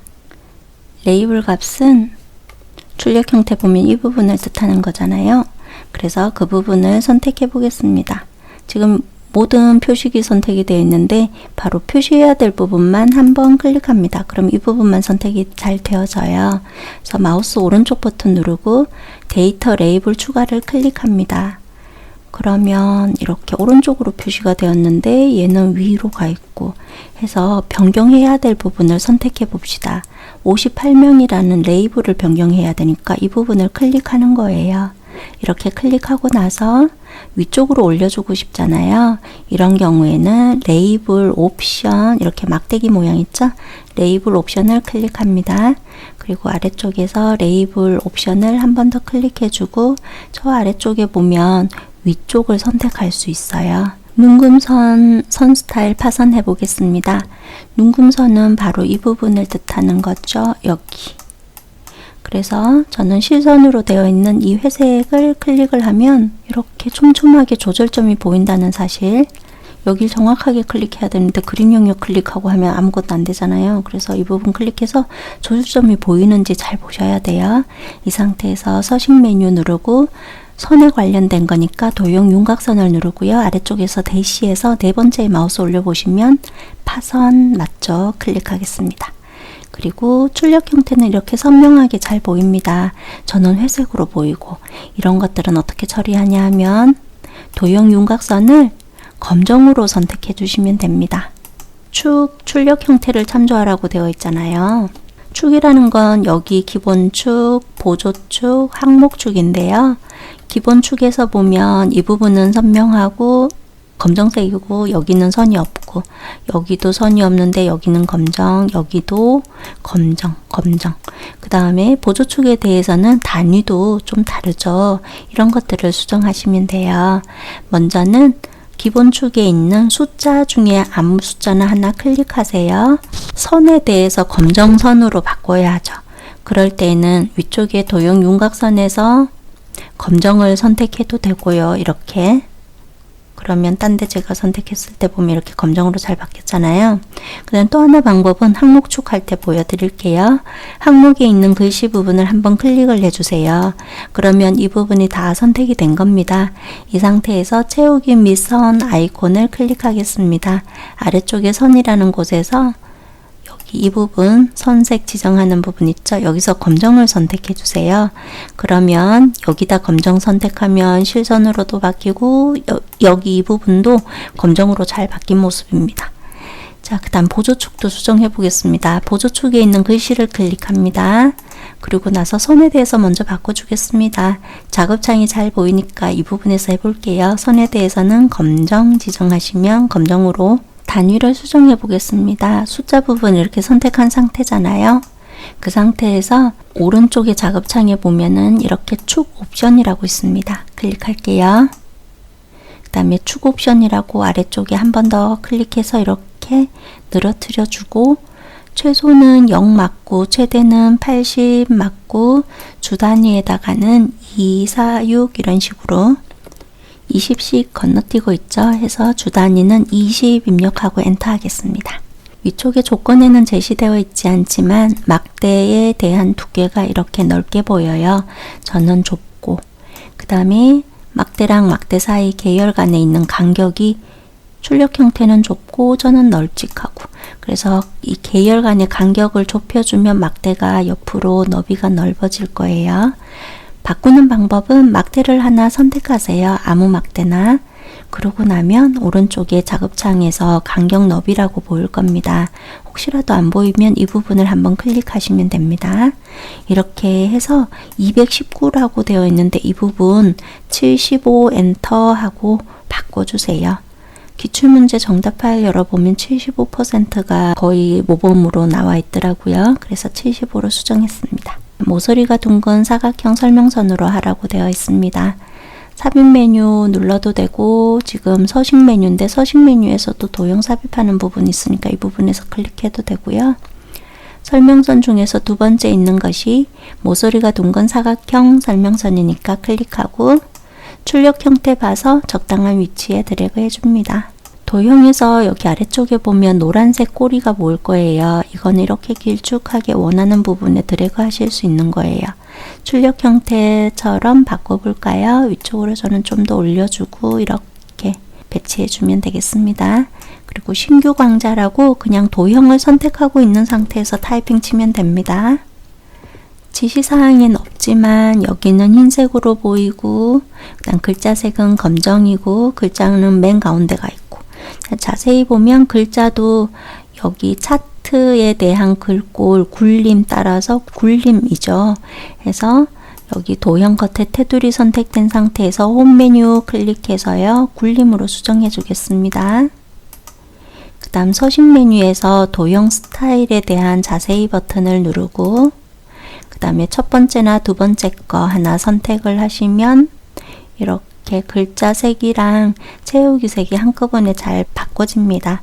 홈 메뉴 다시 들어가서 가운데 눌러주겠습니다. 함수 1번 문제 풀어보겠습니다. 수강 인원 순위. 바로 이 부분에 함수 입력할 거고요. 수강 인원의 내림차순 순위를 구하시오. 수강 인원은 이 부분에 있고 내림차순 순위 구하는 거고 rank.eq 함수 주어졌습니다. I5셀에 마우스 위치하고 등호 표시한 다음 rank 입력합니다. .eq 더블 클릭해서 가로가 열린 상태고요. 위쪽에 있는 fx 버튼 한번 누르겠습니다. 함수에 익숙하면 여기 셀에다가 줄줄 입력하시면 되고요. 또는 함수인수 대화 상자가 편리하시면 이렇게 fx 버튼 눌러서 나타나게 해서 하시면 되겠습니다. rank.eq 함수 구문 먼저 보시겠습니다. 먼저 넘버 입력하는 곳이 있잖아요. 넘버 입력하는 거는 rank.eq 함수, rank.eq 함수, 이거는 순위를 구하는 함수입니다. 그러면 여기 I5셀 있죠? 여기에 답이 뭐가 나타나야 될지를 생각해 보아요. 문제에서 수강 인원에 대한 내림차순 구하라고 되어 있잖아요. 그래서 여기 수강 인원에 대해서 38이라는 이것이 몇 등인지 표시를 해야 되는데 이 38이라는 이 숫자가 이 범위에서 몇 등인지 나타내는 거예요. 그 다음에 여기 8이라고 되어 있는 것은 현재 여기 겉에 테두리 크게 쳐놓은 이 범위에서 18이라는 값이 큰 순서로 따졌을 때 몇 등인지 표시를 하는 거죠. 그래서 내림차순이라고 되어 있는 거는 큰 순서로 따졌을 때 큰 값이 1등이 되게 해주는 거라서 여기 보면 68명이라고 되어 있는 거, 이 부분이 바로 1로 표시가 되고 있어요. 그럼 아까 얘기하던 거 다시 말씀드리면 바로 I5셀에 5라고 표시가 되는데 얘가 38이라는 것이 몇 등인지 표시가 된 거잖아요. 그래서 맨 처음에 넘버라고 입력을 해야 되는 거는 순위를 구하려는 수예요. 순위를 구하려는 수니까 바로 F5셀, 지금 이게 F5셀이죠. F5셀을 참조를 하게 됩니다. 두 번째 있는 REF는 레퍼런스라고 합니다. 목록 범위라고 보시면 돼요. 몇 등인지 내가 1등이고 너가 2등이고 누가 3등이고 이런 것들 표시할 때 보면 어떤 범위가 있어서 경쟁자들이 필요하잖아요. 그래서 38이라는 것은 어느 범위에서 어느 목록에서 그렇게 몇 등인지 알아내냐 하면 바로 F5에서부터 F12셀 이 부분에서 나타내는 거죠. 그래서 목록 범위는 38이 속하고 있는 그 범위를 선택을 해주면 되겠습니다. 마지막에 order이라고 되어 있는 거 있죠. 이 부분에 대해서는 마우스로 이렇게 클릭해 보면 아실 수도 있는데요. 순위를 정할 방법을 나타냅니다. 어떻게 순위를 구하냐 하면 지금 이것과 같은 경우는 내림차순으로 순위를 구하라고 되어 있잖아요.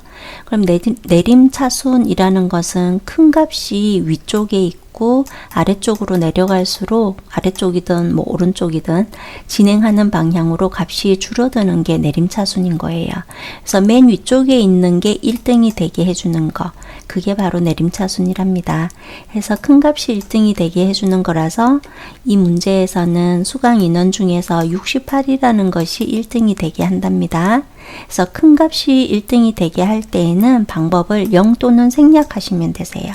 지금 여기 제가 함수 정답 붙여놓은 거 보면 여기 맨 마지막에다가 입력해야 되는데 그곳에 0 또는 생략하면 되니까 그냥 생략을 해 놓은 겁니다. 넘버를 맨 처음에 입력을 해야 되는데 바로 이 부분에 뭐가 나타날까? 38이라는 것이 몇 등인지 표시를 하고 싶죠. 38이 1등이면 1, 5등이면 5 이런 식으로. 그래서 순위를 구할 수는 F5셀이 됩니다. 넘버에 마우스가 클릭된 상태에서 F5셀을 선택하면 됩니다. F5셀을. 그 다음에 레퍼런스라고 되어 있는 부분 있잖아요. 여기는 38이라는 것이 어느 범위에서 몇 등인지 알고 싶은가 하는 거예요. 그래서 F5에서부터 F12셀까지 그 38이 속해 있는 그 범위를 블록 지정하면 되겠습니다. 여기 레퍼런스 같은 경우는 항상 이 범위가 고정이 돼 있고 그 다음에 여기 두 번째 있는 셀에다가는 18이라는 값이 몇 등인지 표시하고 싶고 싶고, 그다음 55라는 값이 몇 등인지 표시하고 싶고, 그럴 때마다 항상 이 범위에 대해서만은 상대 참조가 되면 안 되고 절대 참조로 돼야 되잖아요. 그래서 레퍼런스 같은 경우는 키보드에서 F4키를 한 번 눌러서 모두 다 나타날 수 있도록 해주셔야 되겠습니다.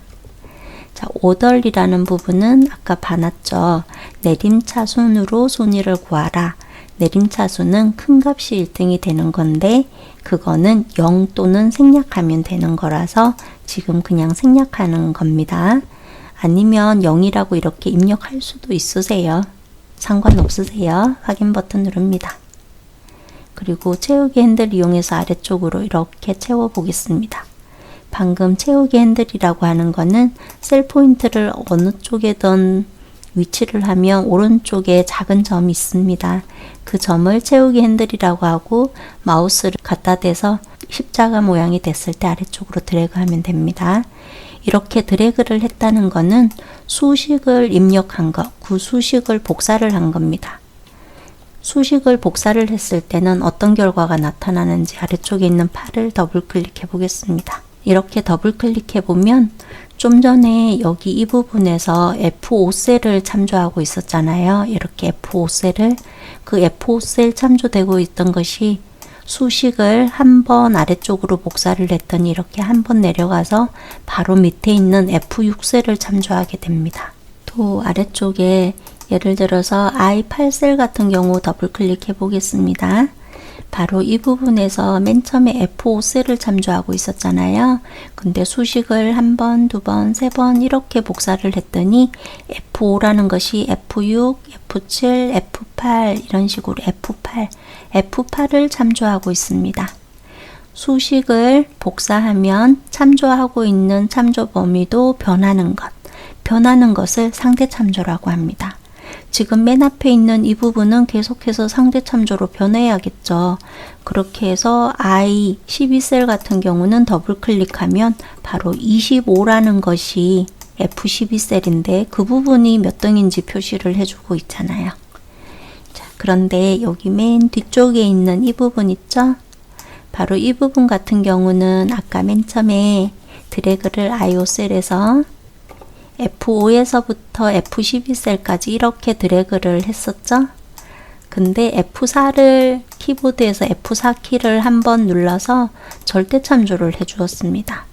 절대 참조라는 것은 열 앞에 행 앞에 이렇게 달러가 붙은 모습이고요.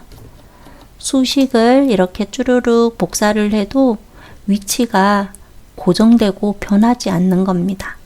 예를 들어서 I8셀을 더블 클릭해 보겠습니다.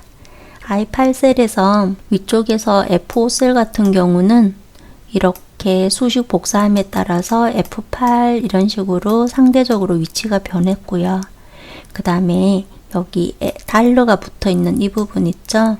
범위로 지정을 한 거는 바로 이 부분에 해당이 되는데요. 이 부분은 항상 그대로 그 위치에 있죠. 2번 문제입니다. 분류 구해 보겠습니다. 분류는 바로 JOC 문제에서 관리 코드의 첫 번째 글자가 A이면 이라고 되어 있네요.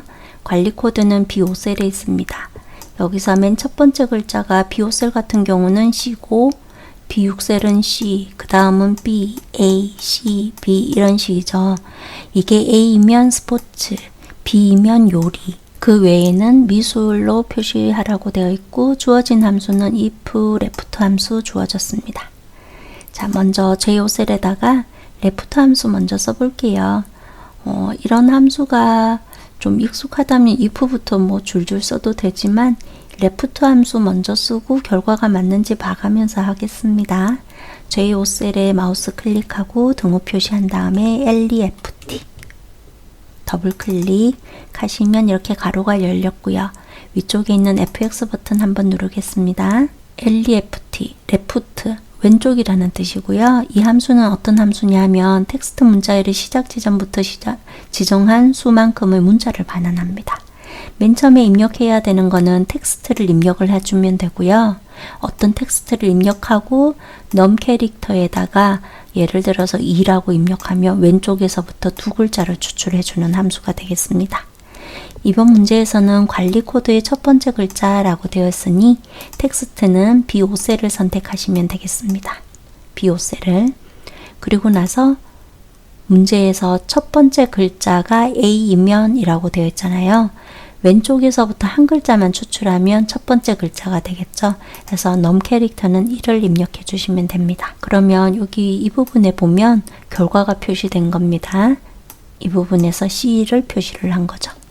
만약에 여기서 2라고 입력을 한다면 왼쪽에서부터 두 글자를 추출하게 되는 거죠. 자, 문제에서는 1을 입력해 주셔야 되겠고 확인 버튼 누르겠습니다. 채우기 핸들 이용해서 아래쪽으로 값도 채워 볼게요.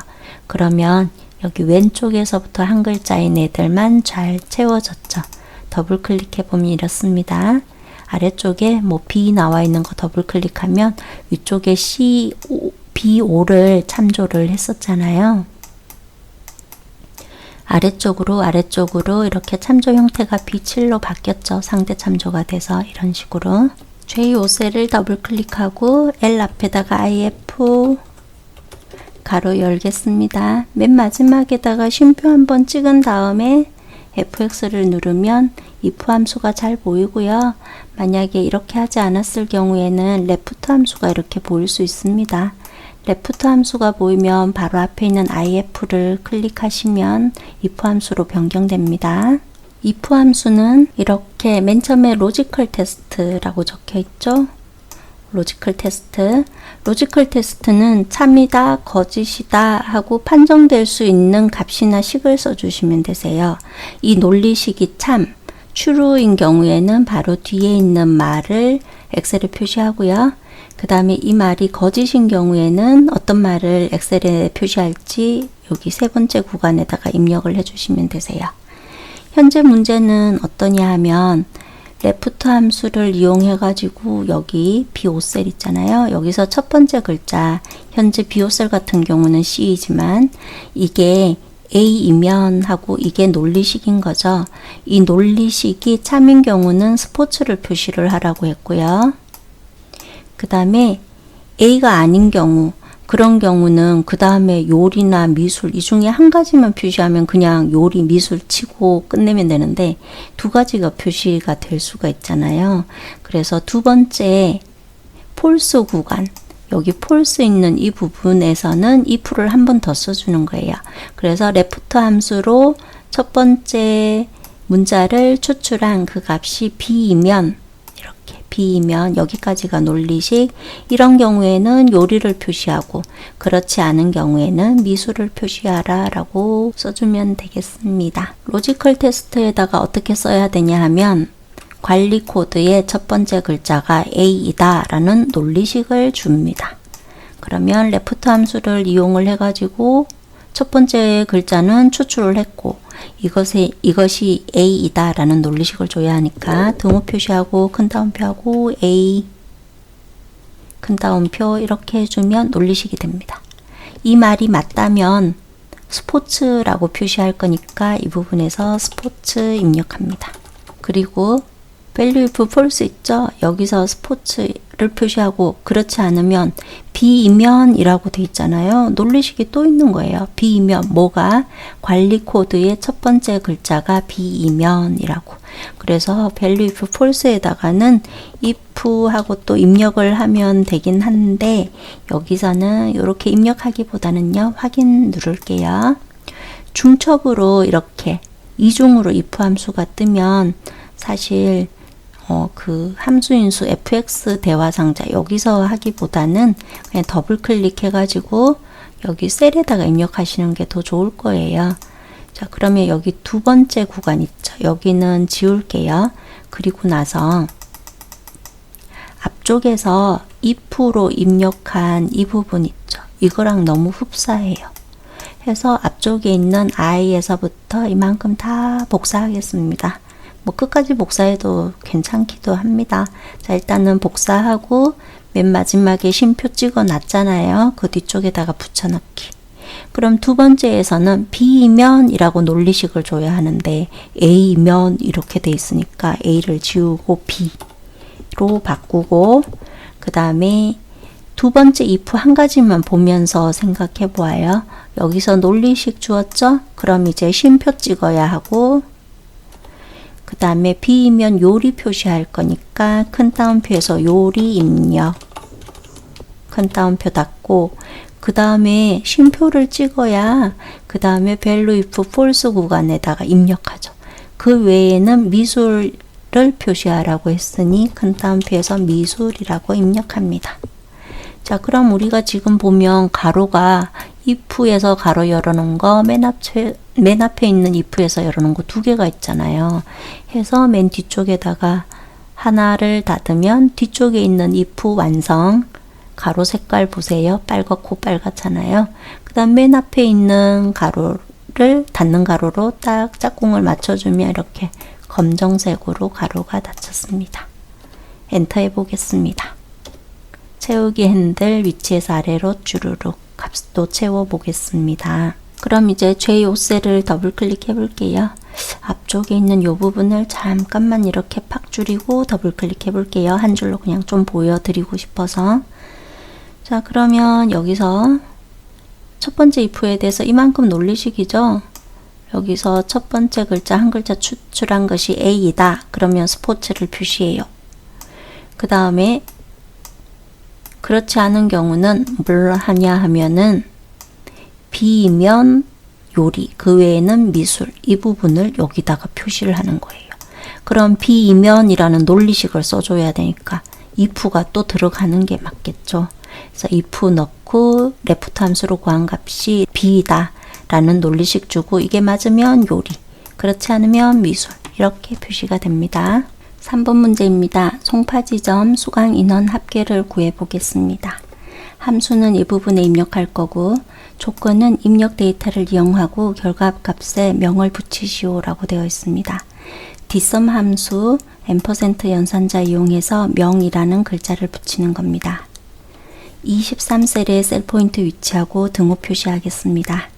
dsum 가로 열고 fx 버튼 누르겠습니다. dsum 함수는 데이터베이스 함수입니다. sum 함수 앞에 d라는 글자가 붙어 있죠. 데이터베이스라는 것은 필드 이름과 레코드와 열, 세로 방향의 열을 모두 포함한다는 뜻입니다.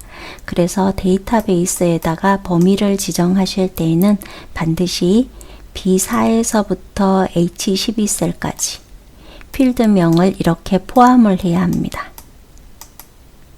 그리고 나서 필드라고 되어 있는 이 부분 있죠. 여기서는 sum 함수니까 합계를 구하는 함수인데 어느 열에 대한 합계를 구하는지 필드 이름을 선택해 주시면 됩니다. 문제에서 보면 수강 인원의 합계이지요.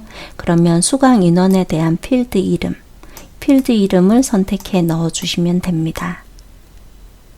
또는 이 부분에 대해서는 하나, 둘, 셋, 넷, 다섯 하고 다섯 번째 열이어서 5라고 입력해도 됩니다. ITQ 시험에서는 이런 걸 굳이 구분 안 하고 필드 이름만 선택해서 넣으면 대부분의 문제가 다 풀리기 때문에 그냥 쉽게 선택해서 넣으시면 되겠습니다. 세 번째 크라이티어리어는 바로 조건입니다. dsum 함수 같은 경우, 데이터베이스 함수 같은 경우는 모두 다 합계를 구하는 경우는 없고 항상 조건이 필요합니다. 어떤 조건에 의한 셈을 하는 겁니다. 그래서 현재 이 문제에서는 수강 인원에 대해서, 여기 수강 인원에 대해서 모두 다 합계 구하는 거 아니라 조건은 송파 지점이라는 것이 조건입니다. 송파 지점이 여기 이렇게 세 군데가 있지요. 그러면 하나, 둘, 셋, 이렇게 세 개에 대해서만 합계를 구하라는 뜻이 됩니다. 그래서 조건은 지점이 송파다 라고 필드 이름 포함해서 조건을 지정해 주면 되겠습니다. 그리고 %명 쳐서 명이라는 말이 나타나게 해주면 되는 거고요. 입력해 보겠습니다. 데이터베이스라는 거는 필드 이름 포함해서 B4에서부터 H12까지 블록 지정하면 됩니다. ITQ 시험에서 함수 입력한 것은 답으로 나오는 경우가 별로 없기 때문에 이 부분은 안 하셔도 됩니다. 필드라고 되어 있는 것은 현재 내가 sum 함수인데 뭐에 대한 합계를 구하는지 보시는 거예요. 관리 코드에 대한 합계, 강좌명에 대한 지점, 강사명, 수강료, 수강 인원. 그래서 바로 수강 인원에 대한 합계를 구하죠. 수강 인원에 대한 그 필드 이름을 참조해 주시면 되겠습니다. 해서 F4셀을 선택해서 넣어주면 됩니다. F4셀을 이렇게 선택. 크라이테리어 부분은 조건입니다. 여기에 있는 것 전부 합계 구하는 거 아니라 어떤 경우에만 합계를 구하냐 하면 지점이 송파인 경우에만. 그래서 크라이테리어 조건 부분도 항상 필드 이름 포함합니다. 이렇게 필드 이름을 포함합니다. 지금 지정한 모습 보면 전부 필드 이름이 들어간 모습을 알 수 있겠죠? 확인 버튼 누르겠습니다. 그리고 다시 한번 더블 클릭해서 맨 마지막에 마우스 클릭하고 %, 입력하고 큰 따옴표 입력하고 명 입력 큰 따옴표하고 엔터 하겠습니다. 그럼 명이라는 말이 이렇게 따라 붙게 됩니다. %라는 것은 앞쪽에 있는 말과 뒤쪽에 있는 말을 그대로 연결해주는 연결연산자입니다. 뒤쪽에 있는 말은 문자이기 때문에 큰 따옴표 안에 넣은 것이고 앞쪽에 있는 말은 함수죠. 수식으로 된 건데 큰 따옴표 안에 넣어버리면 문자가 되잖아요. 함수 역할을 하지 못하고. 그래서 이 부분은 그대로 내버려 두고 %명 이렇게 붙이면 됩니다. 4번은 음평 지점 수강 인원 평균이니까 24셀의 내용을 입력할 것이고요. sum if 함수와 count if 함수가 주어졌습니다. 문제 파악해 보겠습니다. 수강 인원에 대해서 이 부분에 수강 인원이 있네요. 여기서 음평 지점에 대한 수강 인원 평균을 구하는 거예요. 음평 지점이 여기 있고 여기 이렇게 두 개인 것 같습니다. 이렇게 두 가지. 이 두 개에 대해서 평균을 구하니까 55랑 25 두 개에 대해서 이렇게 선택해 보면 합계가 80으로 뜨네요. 그러면 80에다가 평균을 구해야 되니까 두 개죠. 나누기 2로 작성하시면 되는데요. 문제에서 평균을 구하라고 했는데 에버리지 함수 같은 걸 주어지지 않고 sum if랑 count if 함수를 주어진 거예요. 그래서 평균은 합계, 나누기는 슬래시로 표시합니다. 나누기 개수인데요. 아까 두 개의 셀을 선택해 보았죠. 55랑 25 이렇게 두 개를 합하면 80이죠. 80에다가 음평이라는 셀의 개수 하나, 둘 하고 두 개라는 개수를 세워주면 됩니다.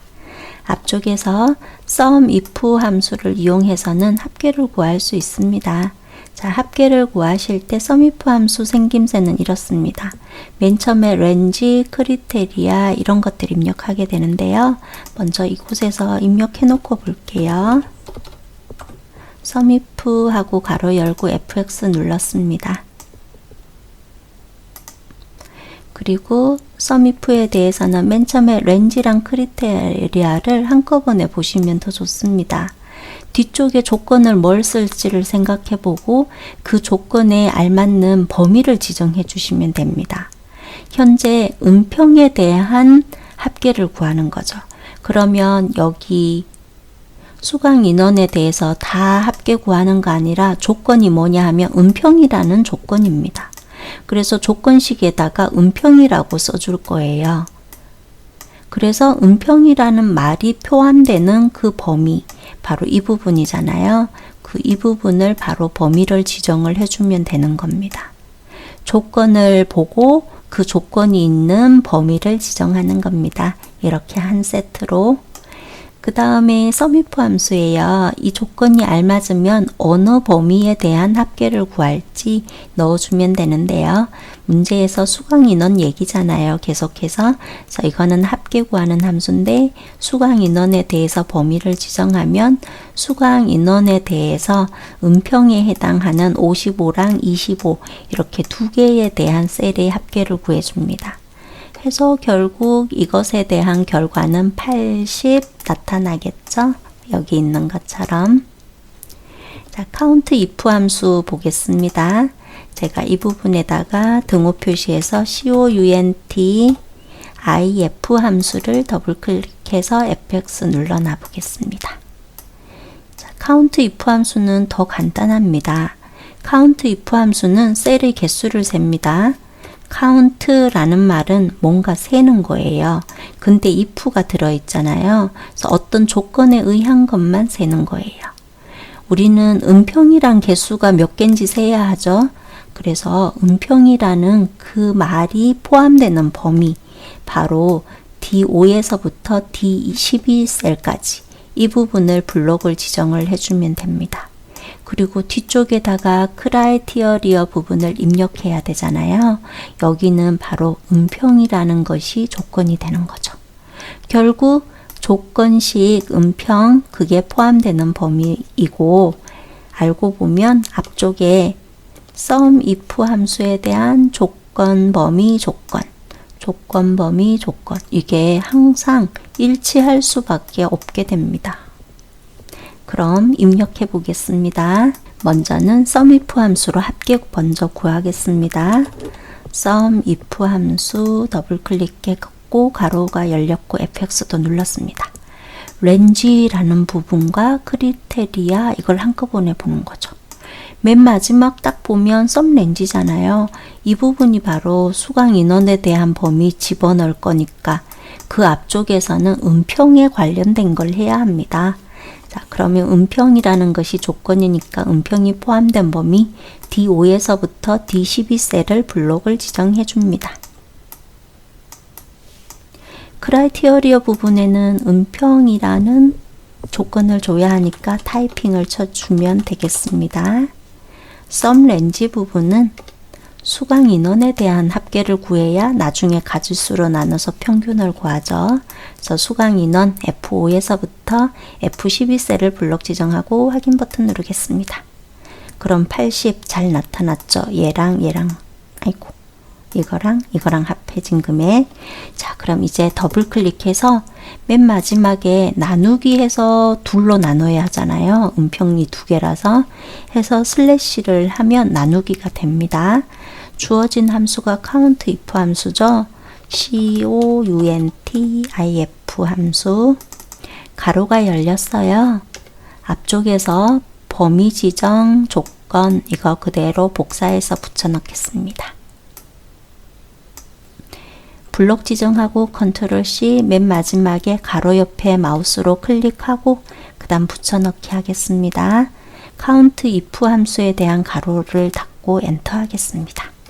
그러면 아까 80이라는 합계에다가 음평은 두 셀이 이렇게 한 개, 두 개니까 나누기 2해서 결과가 40이 나타나게 됩니다.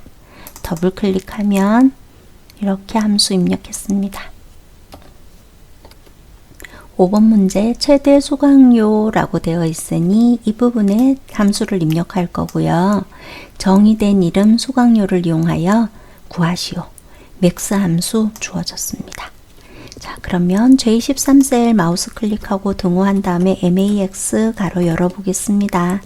맥스 함수는 가로 열기 전에 딱 보면 이렇게 최대값을 구한다 라고 되어 있죠. 맥스 함수 이렇게 가로 연 상태에서 뒤쪽에다가 숫자라든지 아니면 숫자가 포함된 범위를 지정해 주면 그 중에서 최고로 큰 값을 표시하는 함수입니다. 그래서 지금은 수강료에 대한 거죠. 수강료 H5에서부터 H12셀까지 이렇게 블록을 지정하겠습니다. 그러면 수강료라는 글씨가 보이는데 이거는 그 전에 이름 정의를 해놨기 때문에 이렇게 보입니다. 가로 닫고 엔터 하겠습니다. 그러면 12만, 이 중에서 제일 큰 값은 12만이라서 이게 표시가 되었습니다. 문제 푸실 때 이렇게 함수가 한 개씩 주어진 거, 그것 먼저 푸시면은 좀 더 쉬울 것 같습니다. 6번 강사명 구해보겠습니다. 강사명이니까 이 부분이네요. H14셀, 여기가 H14셀인데요. 여기서 선택한 강좌명에 대한 강사명을 표시하시오. 자, 이 부분에 보면 캘리그라피라고 적혀 있습니다. 그럼 캘리그라피에 해당되는 강사명, 김은경을 표시하라는 뜻이 됩니다. 주어진 함수는 VLOOKUP 함수. 등호 표시하고 VL 정도 입력하면 VLOOKUP 보이니까 더블 클릭하고 가로가 열린 상태고 위쪽에 FX 버튼 누르겠습니다. VLOOKUP 함수는 약간 어려운 느낌은 들지만 매번 시험에서 빠지지 않는 함수이기 때문에 잘 알아놓고 득점하시길 바랍니다. VLOOKUP 함수에서 맨 처음에 입력하는 거는 lookup value입니다. 자, lookup value는 RTQ 시험에서 무조건 H14셀을 선택하시면 알맞습니다. 자, 이 H14셀이 이 부분이잖아요. 그래서 캘리그라피라는 말을 위쪽 표에서 찾는 거예요. 그래서 맨 앞에 들어가는 lookup value 찾을 값이죠. 캘리그라피라는 이 말을 위쪽 표에서 이렇게 찾아 내려가는 거예요.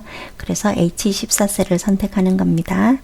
자, 그 다음에 써야 될 거는 테이블 어레이를 입력해야 하죠. 테이블 어레이. 테이블 어레이라는 것은 찾는 값, 그 찾는 값이 첫 열이 될 수 있도록 블록을 지정해 주시면 됩니다. 바로 캘리그라피라는 말이 C열부터 나타나죠. 해서 C5에서부터 H12셀까지 블록 지정하시면 됩니다. 왜냐하면 VLOOKUP 함수는 현재 제가 이렇게 범위를 이렇게 지정했잖아요. 그러면 이렇게 캘리그라피라는 이 말을 이 표에서 찾는데 맨 첫 번째 열에서만 찾습니다. 맨 첫 번째 열에서만 찾아가는데 바로 찾았네요. 그러면 여기다가 3이라고 입력이 되어 있는데 왜 3이냐 하면 블록을 지정한 이 상태에서 여기가 첫 번째 열이고 두 번째 열이고 세 번째 열. 세 번째 열에 있는 강사명 표시하라 했잖아요. 그쵸? 세 번째 열이 강사명이니까 이렇게 3이라고 입력해 주는 겁니다. 그 다음에 맨 마지막에 보면 이렇게 0이라고 되어 있어요. 자, 이거는 0, 렌지 루컵 이 구간에다가 입력하는 거잖아요. RTQ 시험에서는 거의 0을 입력하시면 되는데요. 이거는 무슨 뜻이냐 하면 정확하게 일치하면 0을 입력한다는 거예요. 캘리그라피라는 그 말이 정확하게, 5글자가 정확하게 이렇게 쫙 내려가다가 정확하게 찾아요. 정확하게 있으면 김은경 찾아올 건데 캘리그라피가 아니라 뭐 좀 비슷한 글씨라고 해서 갖고 오는 게 절대 아니라는 겁니다. 유사일치와 정확히 일치, 이거는 한 번 더 말씀드리겠습니다. lookup value라는 것은 여기 위쪽에 있는 표에서 뭘 찾나요? 이렇게 내려가면서 뭘 찾냐 하면 H14셀에 있는 값을 찾습니다. 그래서 H14셀을 선택해 줍니다.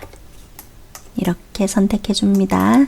그리고 캘리그라피라는 이 말을 찾아야겠는데 테이블 어레이 이 부분은 캘리그라피라는 말이 첫 열이 될 수 있도록 범위를 지정합니다. 해서 C5에서부터 H12까지 블록 지정하면 되겠습니다. 근데 절대로 B열서부터 블록 지정하면 안 되는 겁니다. B열이 첫 번째 열이 될 수 있도록 이렇게 하면 여기서 캘리그라피를 찾아 내려갑니다. 잘못되겠죠? 컬럼 인덱스 넘버는 열 번호를 뜻합니다. 캘리그라피라는 말을 이 범위에서 이렇게 찾아서 내려가다가 이렇게 찾았잖아요. 찾아서 세 번째 있는 열을 갖고 온다 라는 뜻으로 3 입력하시면 됩니다. 렌지 루컵이라는 말은 캘리그라피라는 5글자 정확하게 있으면 찾아오고 비슷한 글자가 있으면 찾아오지 않는다는 뜻입니다. 항상 RTQ 엑셀 시험에서는 0 입력하시면 됩니다. 정확히 일치하는 거는 0을 입력해야 합니다. 또는 0이 아니라 여기 보이는 것처럼 false라고 입력해도 되는데 한 글자 입력하는 게 편리하죠. 그래서 0을 입력했습니다. 확인 버튼 누르겠습니다. 이 부분은 유효성 검사로 나타낸 것이니까 목록 버튼 눌러서 예를 들어 서예 교실을 클릭해 보겠습니다. 그러면 서예 교실을 찾아요. 어디에서? 이 부분에서 찾는데 블록 지정한 것을 맨 첫 번째 열에서 찾는 거예요. 이렇게 세로 방향으로 VLOOKUP은 세로 방향으로 찾는 거예요. 이렇게 쭈르륵 찾아 내려가다가 서예 교실을 찾았죠. 그것에 대응되는 첫 번째, 두 번째, 세 번째 있는 강사명, 권재웅을 이렇게 표시를 하게 된다는 뜻입니다. VLOOKUP 함수에서 맨 마지막에 정확히 일치하냐, 유사일치하냐 하는 그 부분 있죠. 유사일치하는 부분에 대한 예를 하나 보여드릴게요. 이 부분의 내용을 지우겠습니다. 제가 지운다 하더라도 위쪽에 이렇게 입력한 부분이 있으니까 참고하시고요. 맨 처음에 D7셀에다가 김미나 학생에 대한 점수가 84점인데 학점을 찾아오는 것을 해보겠습니다. 그러면 찾을 값은 84라는 것을 이 부분에서 찾겠죠? 이 부분에서 찾을 때 맨 첫 번째 열에서 찾으니까 이렇게 찾아서 내려가는 거예요.